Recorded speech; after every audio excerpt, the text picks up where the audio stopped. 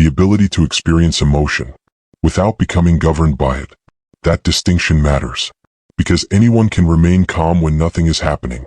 The real test happens under pressure, during conflict, misunderstanding, disrespect, provocation.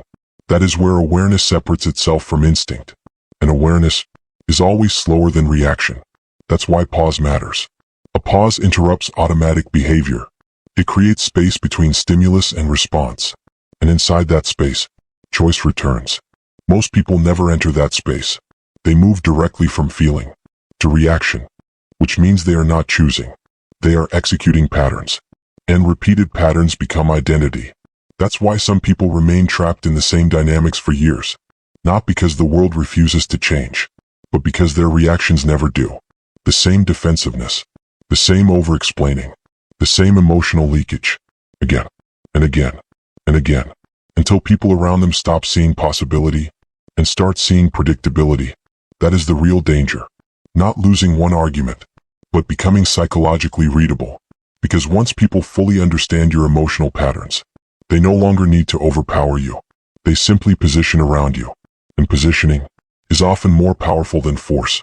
This is why highly disciplined individuals conserve emotional energy carefully. They do not respond to every challenge. They do not defend themselves to every critic. They do not attempt to control every perception, because they understand something deeper.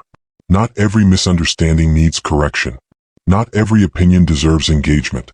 Not every conflict deserves participation. That realization changes everything, because once you stop fighting for control in every interaction, you begin protecting control where it actually matters, internally. And internal stability changes external presence. People feel it, even when they cannot explain it logically. A grounded person changes the emotional atmosphere of a room, not through force, but through steadiness, through lack of desperation, through the absence of emotional chaos. That absence becomes influence, and influence is far more powerful than temporary victory. Now understand this carefully. The real game is not arguments. Arguments are only symptoms, visible expressions of deeper dynamics. The real game is perception, identity, positioning, the invisible structure that determines how your words are received before you even speak. Because once a perception solidifies, everything becomes filtered through it. Confidence becomes arrogance. Silence becomes weakness. Emotion becomes instability, or the opposite. And those interpretations shape reality more than facts alone ever will. That's why awareness can never stop at behavior. It must move deeper, into perception management, into emotional discipline, into understanding how social dynamics actually operate beneath the surface.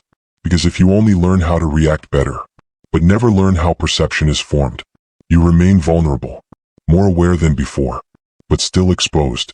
And that is the next layer most people never reach. The hidden architecture behind influence itself. How reputations are built. How authority is reinforced. How subtle emotional signals shape the way people interpret your presence. Because by the time someone speaks to you, their mind has often already decided who they believe you are. And if you don't understand that, you may spend years trying to change outcomes, without ever changing the frame producing them. So don't stop here. Because mastery is not a single realization. It is layered awareness. And the moment you believe you fully understand human behavior is usually the exact moment your blind spots become dangerous again.